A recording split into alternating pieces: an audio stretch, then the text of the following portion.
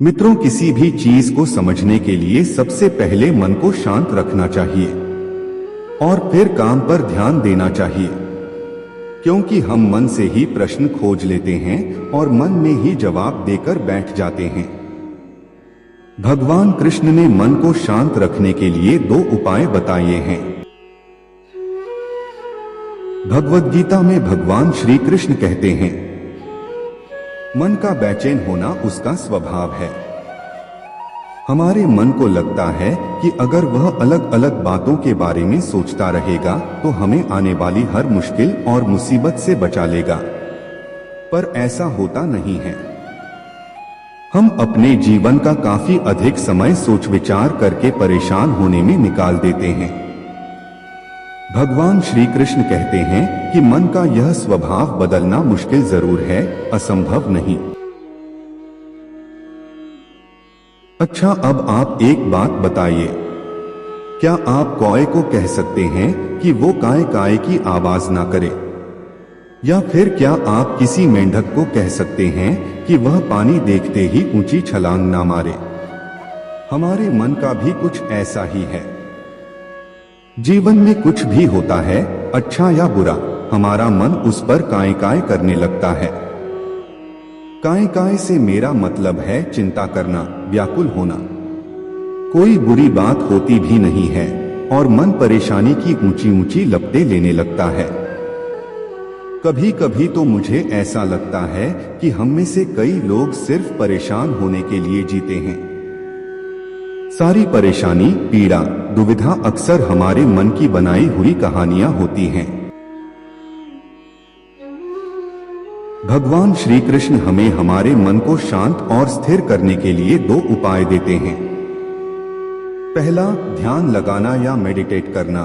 दूसरा, वैराग्य भाव सीखना।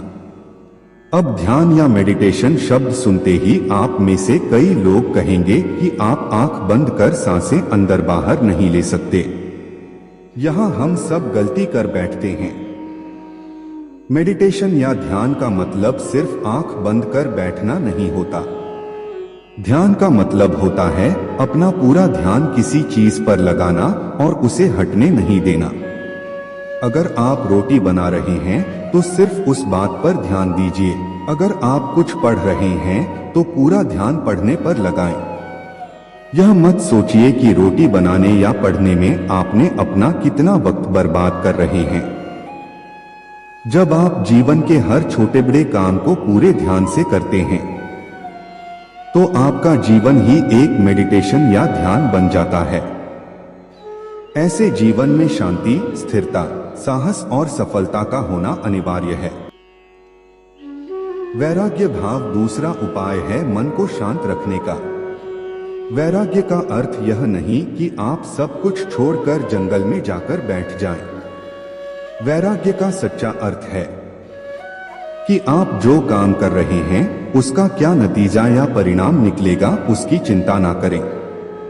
जैसे अगर आपने कोई इंटरव्यू दिया, आप यह कर सकते हैं कि पूरे मन से तैयारी करें और अपना बेस्ट देकर आ जाएं।